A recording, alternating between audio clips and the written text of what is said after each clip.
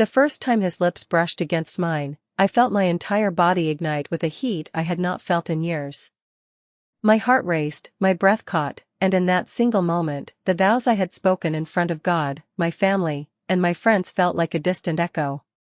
I wore my husband's ring, but every fiber of my being burned for another man. Before I take you deeper into this story, let me pause for a moment to say something important. To all my subscribers, thank you so much for standing with me, supporting this channel, and listening to these stories.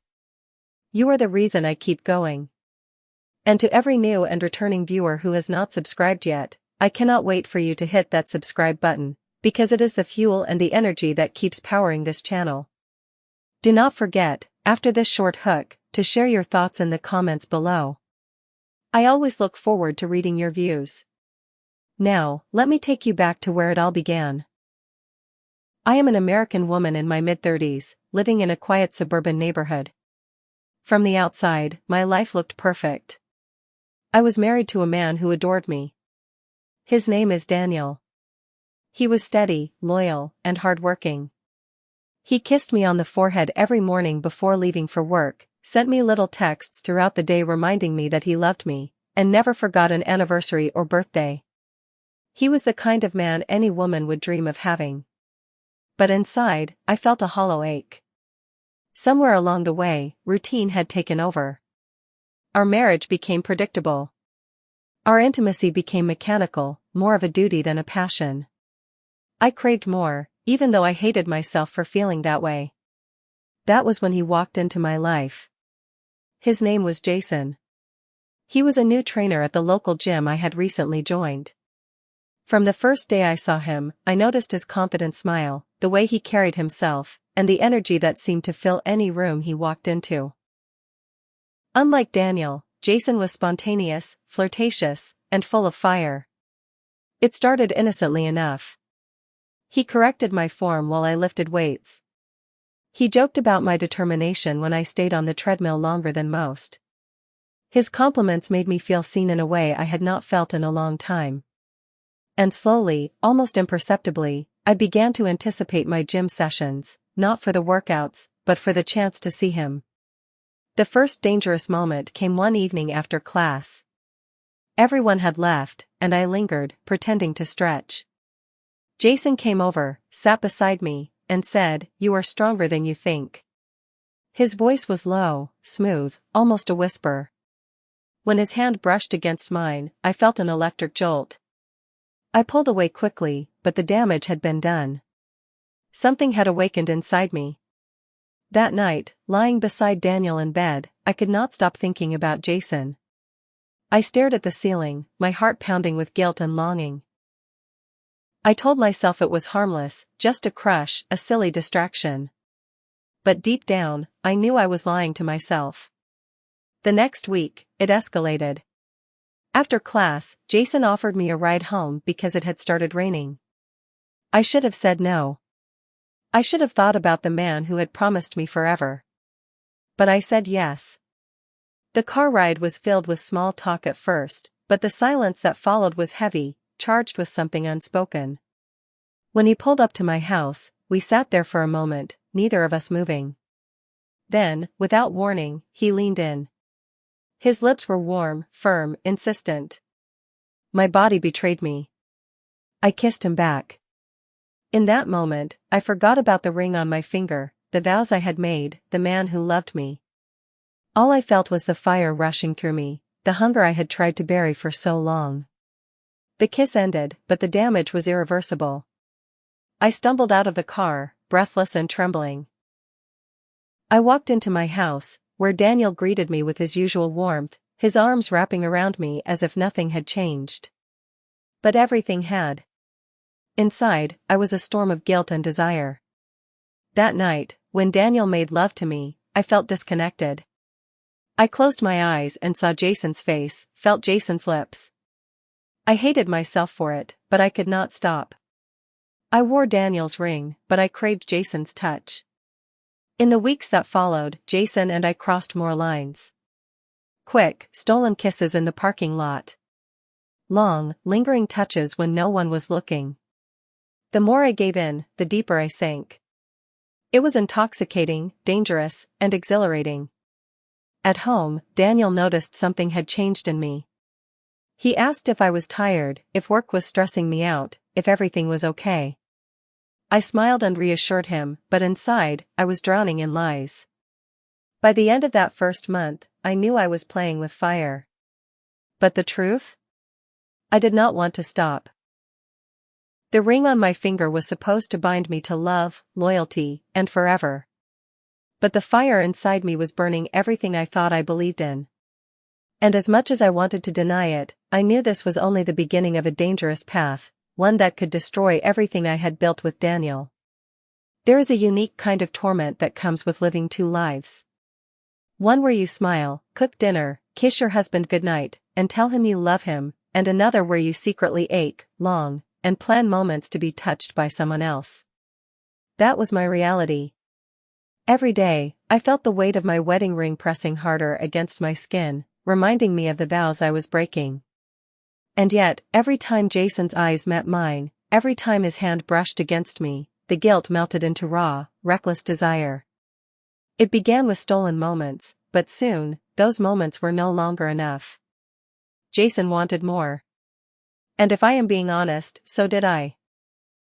One Saturday, Daniel kissed my cheek and told me he was going fishing with his friends. The moment his truck left the driveway, I felt my stomach twist. I knew what I was going to do before I even admitted it to myself. Jason and I had been exchanging texts for days, teasing, hinting, daring each other. That morning, he sent me just 5 words, "When will you be mine?" The temptation was too strong. I told him Daniel was gone for the day. An hour later, Jason was at my front door. The moment he stepped inside, the atmosphere shifted. His eyes locked on mine with a hunger that stripped away every ounce of hesitation. He did not waste time with words. He pulled me close, his lips crashing into mine, and in that instant, the house that Daniel and I had built together became the backdrop of my betrayal. I wish I could say I stopped. I wish I could say I remembered the man who had given me his last name, his loyalty, and his heart. But instead, I let Jason carry me into the same bed where Daniel and I shared our lives. The sheets still smelled like my husband. The pictures of our wedding still hung on the wall. And yet, as Jason's hands moved over me, all I felt was heat, passion, and the terrifying thrill of doing something forbidden. When it was over, I lay there staring at the ceiling, my body still trembling, my mind spinning. Jason kissed me softly and whispered, "You belong with me."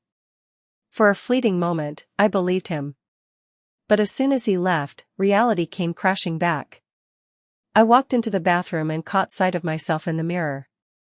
My lips were swollen, my hair tangled, and my eyes told the truth I was trying so hard to hide. I barely recognized myself. That evening, Daniel came home with fresh fish and a smile. He hugged me tightly, kissed me, and said, "I missed you." Those words cut deeper than any knife. From that day forward, things spiraled. I began to lie more often. A late shift at work. A girls' night out. A gym session that ran long. Every excuse was another brick in the wall I was building between myself and my husband. But here is the thing about lies, they multiply, and eventually, they collapse under their own weight. One night, I came home late. My lipstick was smudged, my perfume faded but still lingering. Daniel was waiting for me in the living room. His eyes searched mine, filled with worry. "Are you okay?" he asked. "You seem different lately." I forced a smile. "Just tired. Work has been crazy." He nodded, but his eyes told me he did not believe me. That was the first time I saw suspicion flicker in his gaze. It scared me, but not enough to stop. Jason became an addiction. I could not resist him. His texts, his touch, his presence filled the void I thought I had inside. But with every stolen moment, I felt myself slipping further away from Daniel.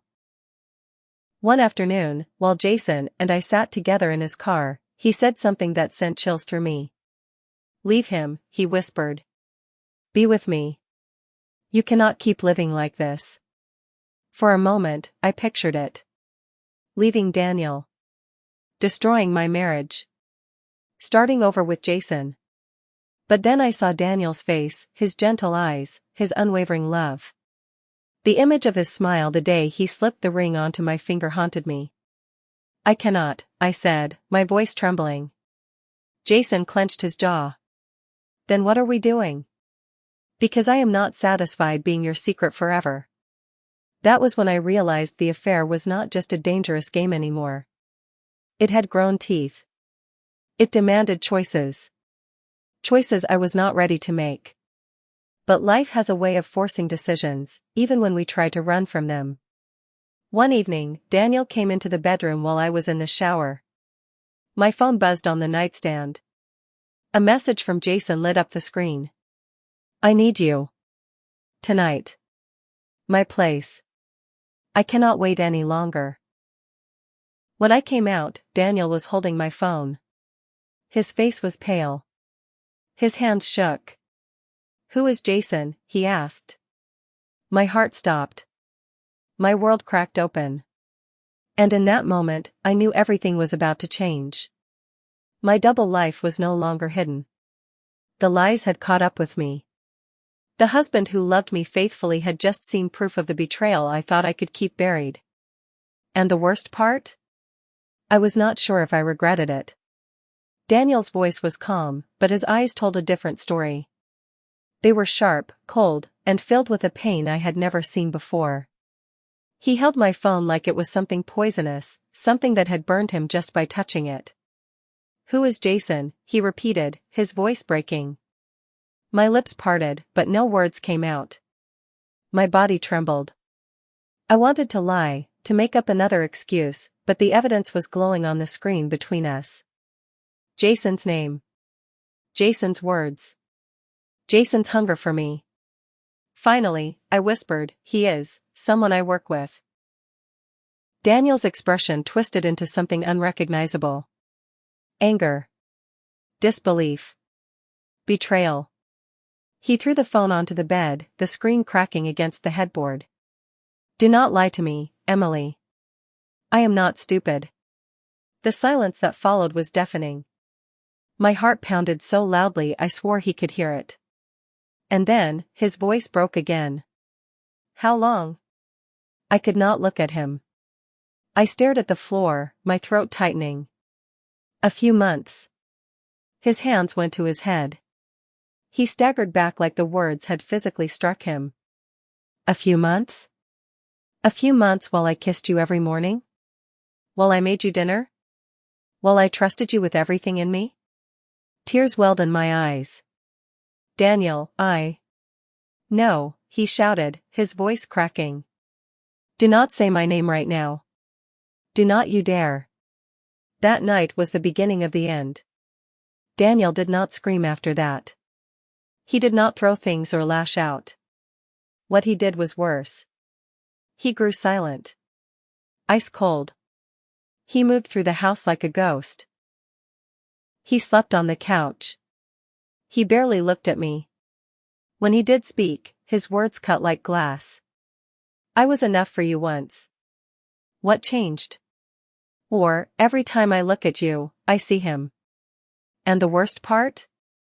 I could not answer him. Because deep down, I knew the truth. Nothing was wrong with Daniel. Nothing at all. He loved me faithfully. He gave me everything. But I still craved someone else. I still chose betrayal. Jason, meanwhile, became impatient. When will you leave him? He asked one night as we sat in his apartment. I stared at him, tears brimming. I cannot. You do not understand. Daniel has been my whole life. He does not deserve this. Jason scoffed, leaning back on the couch. If you really loved me, you would have left him already. That sentence was the crack that shattered the illusion. For months, I told myself Jason was different. That he cared. That what we shared was love. But at that moment, I realized he was just as selfish as I was. What he wanted was not me. It was possession. And suddenly, I saw it clearly. I was about to lose everything for a man who would never have valued me the way Daniel did. But it was too late. One morning, I woke to find Daniel gone. His clothes were missing from the closet. His toothbrush gone from the bathroom.